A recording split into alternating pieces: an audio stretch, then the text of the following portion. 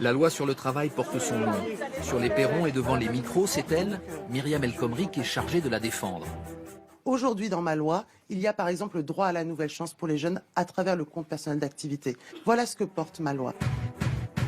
Mais depuis des semaines, les vrais instigateurs de la loi El Khomri sont à Matignon et à Bercy. Manuel Valls et Emmanuel Macron ont inspiré le projet. Le Premier ministre désormais le chapeaute. C'est même devenu une affaire personnelle.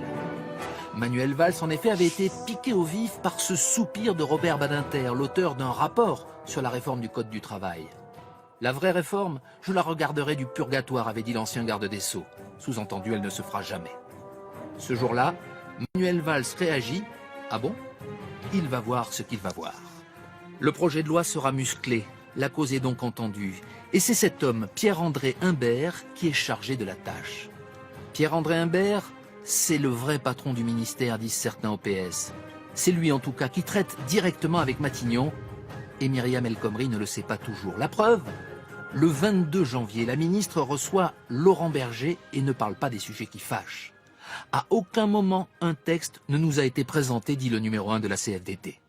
Quelques jours plus tard, alors qu'elle réunit les membres de son cabinet, Myriam El Khomri a cette phrase qui en dit long. « Je ne peux pas porter cette réforme si on applique ces mesures-là. » Ces mesures-là, c'est notamment les facilités accordées pour les licenciements.